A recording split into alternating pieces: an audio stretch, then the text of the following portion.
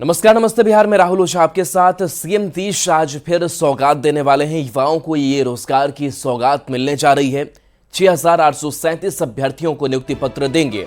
अलग अलग विभागों में नियुक्ति पत्र दिए जाएंगे।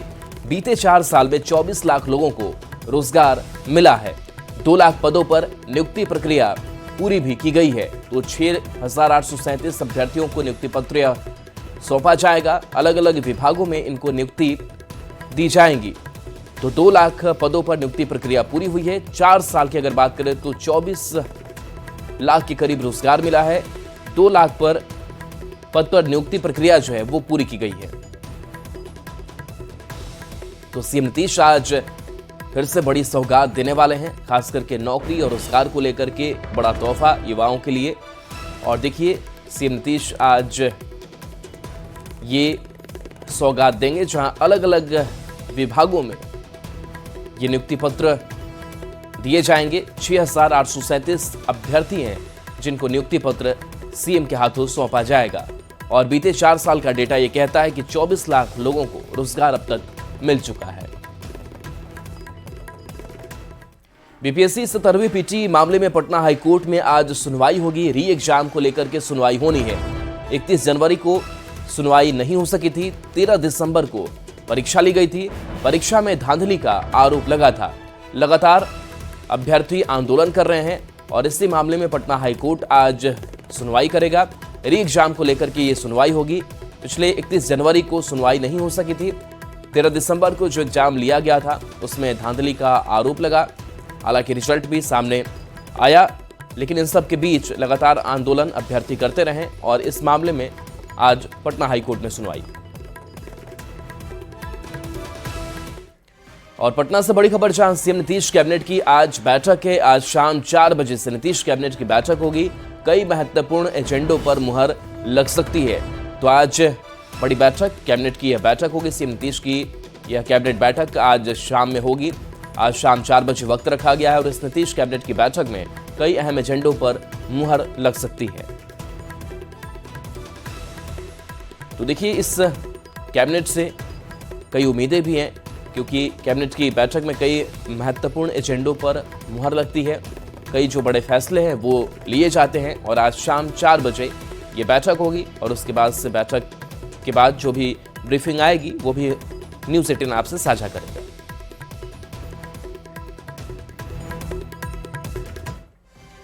राहुल गांधी बीते 18 दिनों में दूसरी बार बिहार दौरे पर आ रहे हैं। 5 फरवरी को राहुल दलित नेता जगलाल चौधरी की जयंती में शामिल होंगे। पिछले बार की तरह इस बार भी कांग्रेस का ये अपना कार्यक्रम है, जिसमें कोई सहयोगी दल शामिल नहीं होगा। बिहार में कोई जमीन को तलाश रहे राहुल को कि अब आरजेडी के बैसाखी की जरूरत नहीं है, सवाल बड़ा है। पर जवाब नेताओं का क्या है, समझिए इस रिपोर्ट के जरिए।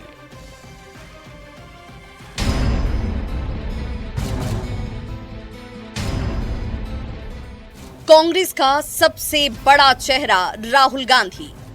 54 साल के राहुल गांधी 18 दिनों में दूसरी बार बिहार आ रहे हैं। लोकसभा चुनाव 2024 के बाद ये उनका बिहार का दूसरा दौरा होगा। राहुल गांधी 5 फरवरी को पटना के बापू सभागार में जगलाल चौधरी की 130वीं जयंती पर आयोजित एक कार्यक्रम में शामिल होंगे। राहुल गांधी इस दौरान कांग्रेस सांसदों और नेताओं से मुलाकात कर सकते हैं और विधानसभा चुनाव पर बैठक भी की जा सकती है। अगले विधानसभा चुनाव की रणनीति को लेकर सलाह मशवरा भी कर रहे हैं, मंत्रणा भी कर रहे हैं। खुद की एफर्ट पर पार्टी को मजबूती देने में लगे हुए और देखना होगा पार्टी अगर इस तरीके से खुद को मजबूत करती है। दलित नेता और स्वतंत्रता सेनानी रहे दिवंगत जगलाल चौधरी पासी समाज से ताल्लुक रखते हैं। ऐसे में कांग्रेस की नजर इस बार के विधानसभा चुनाव में सवर्ण के साथ ही दलितों को साधने की भी हो सकती है। हालांकि आरजेडी के नेता इसका जवाब एनडीए को कुछ इस अंदाज में दे रहे हैं। देखिए, राहुल गांधी जी के बिहार दौरे से महागठबंधन को मजबूती मिलेगी। महागठबंधन राहुल गांधी जी, लालू प्रसाद जी और तेजस्वी जी के नेतृत्व में पूरी मजबूती के साथ, पूरे संकल्पों के साथ शोषितों, वंचितों पिछड़ों, अति पिछड़ों समाज के हर वर्गों को हक और अधिकार देने के प्रति, उनको मान सम्मान देने के प्रति संकल्पित है। बीजेपी नेता राहुल गांधी के आगमन पर तंज कस रहे हैं। डिप्टी सीएम सम्राट चौधरी कहते हैं कि राहुल जी की दादी ने मंडल कमीशन की फाइल को रोका था। पिता ने मंडल कमीशन का विरोध किया। अब राहुल गांधी को इसका पश्चाताप कर गंगा में स्नान करना चाहिए। राहुल गांधी जी को जवाब देना चाहिए ना। उनके परदादा पंडित नेहरू ने आरक्षण का विरोध किया। उनकी दादी मंडल कमीशन की फाइल को अनवारी में बंद करके रखी। उनके आदरणीय पिताजी स्वर्गीय राजीव गांधी जी मंडल कमीशन का विरोध करते रहे। इसका पश्चाताप करके गंगा जी में स्नान करें। राहुल गांधी इससे पहले 18 जनवरी को बिहार आए थे। तब सदाकत आश्रम में संविधान सुरक्षा सम्मेलन में शामिल होने के लिए वो पटना पहुंचे थे। अब दूसरी बार 5 फरवरी को राहुल गांधी बिहार आ रहे हैं। दोनों ही बार कांग्रेस के कार्यक्रम में कोई सहयोगी पार्टी शामिल नहीं हुई या नहीं हो रही है। पिछली विधानसभा चुनाव में आरजेडी के साथ गठबंधन में कांग्रेस ने 70 सीट पर चुनाव लड़ा, जिसमें पार्टी के 19 विधायक ही जीत कर आए थे। तब आरजेडी की ओर से सवाल खड़े किए गए कि कांग्रेस के खराब प्रदर्शन के चलते महागठबंधन कुछ सीटों से सरकार बनाने से पीछे रह गई। ऐसे में राहुल गांधी के बिहार दौरे को विधानसभा चुनाव में सवर्णों के साथ ही दलितों को साधने की कोशिश के तौर पर देखा जा रहा है। अब राहुल के बिहार दौरे पर सवाल यही उठ रहा है कि क्या बिहार में कांग्रेस को आरजेडी की बैसाखी नहीं चाहिए। न्यूज़ 18 के लिए पटना से संजय और शैलेंद्र के साथ ब्यूरो रिपोर्ट। दिल्ली के चुनाव में बिहार की बात हो रही है। पीएम मोदी ने दिल्ली विधानसभा चुनाव के प्रचार के दौरान बजट में बिहार को मिले तोहफे को लेकर ऐसी बात कह दी जो तेजस्वी यादव को रास नहीं आई। पीएम मोदी के दावे पर तेजस्वी यादव ने सवाल उठाए।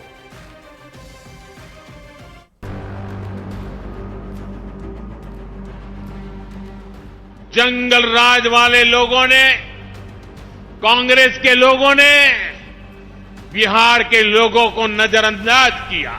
11 साल तक तो अब तक बजट पेश कर रहे थे, क्या मिल गया बिहार को? चुनाव दिल्ली में हो रहा है, लेकिन बातें बिहार की हो रही है। दिल्ली में चुनाव प्रचार करते हुए पीएम मोदी ने ऐसी बात कह दी कि जिससे बिहार की सियासत सुलग गई है। आरके पुरम में चुनावी जनसभा को संबोधित करते हुए पीएम ने कहा, पूर्वांचल के लोगों ने ही मुझे सांसद बनाया। एनडीए की सरकार बिहार को हर संभव मदद देती रहेगी। पीएम मोदी ने कहा, बजट में बिहार का विशेष ध्यान रखा गया है। केंद्र सरकार हर परिस्थिति में बिहार के साथ खड़ी है। लेकिन आज एनडीए की सरकार दिन रात बिहार के लिए काम कर रही है।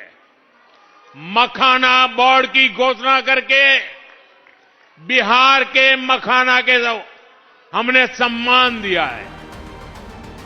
दिल्ली चुनाव में पीएम मोदी के बिहार वाले बयान से सियासत सुलग गई। तेजस्वी यादव ने पीएम मोदी पर पलटवार करते हुए पूछा कि पिछले 11 साल में बिहार को बजट में क्या मिला। 12वां साल का है ना ये। 11 साल तक तो अब तक बजट पेश कर रहे थे, क्या मिल गया बिहार को? कुछ हुआ पूरा वादा इनका? कोई काम हुआ है 11 साल में जो आप इस 12वीं बजट को मान रहे हो? हम तो बोल रहे 11 जो पहले बजट पेश हुआ उसका क्या हुआ? उसका तो कोई हिसाब किताब ही नहीं है। ये केवल जुमलेबाजी है और कुछ नहीं। मोदी सरकार 3.0 के पहले आम बजट में बिहार के लिए कई बड़े ऐलान किए गए। केंद्र सरकार के ऐलान से पूरा बिहार गदगद है। पीएम मोदी दिल्ली के चुनाव में बजट में बिहार को मिले तोहफे का जिक्र कर रहे हैं। जाहिर है दिल्ली में पीएम मोदी के बिहार वाले बयान से बिहार में सियासी आग भड़क गई है। Bureau report, news 18। बिहार को रेलवे का बड़ा तोहफा मिला है। बिहार के 98 स्टेशनों का कायाकल्प होगा। 3164 करोड़ रुपए की लागत से कायाकल्प होगा। 98 अमृत स्टेशन विकसित किए जाएंगे। सम्राट चौधरी ने पीएम मोदी का इसके लिए आभार जताया है। तो 3164 करोड़ की लागत आएगी जिससे कायाकल्प होगा। 98 अमृत स्टेशन विकसित किए जाएंगे। बता दें कि सम्राट चौधरी ने पीएम मोदी को इसके लिए आभार जताया है।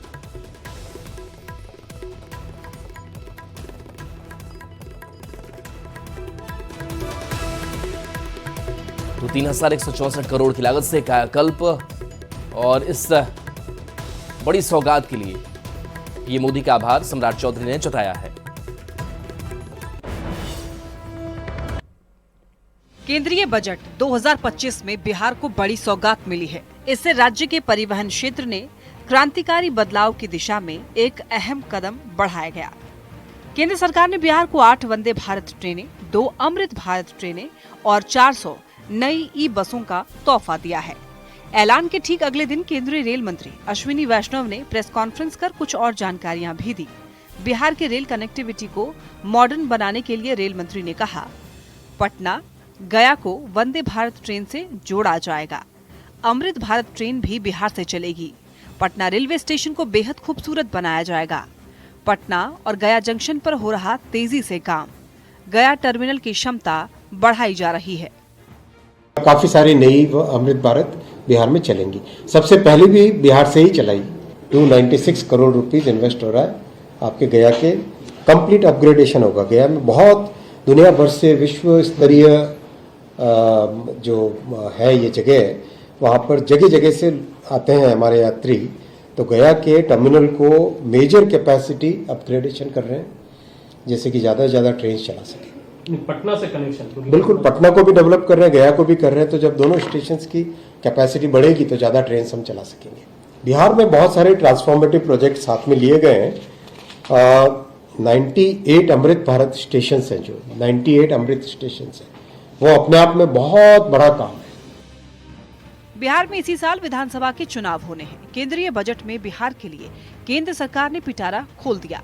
तो अब रेलवे के इंफ्रास्ट्रक्चर के साथ ही हाई स्पीड और बेहतर रेल कनेक्टिविटी की भी पूरी तैयारी है। जाहिर है इससे बिहार के परिवहन क्षेत्र में बड़ा बदलाव होगा।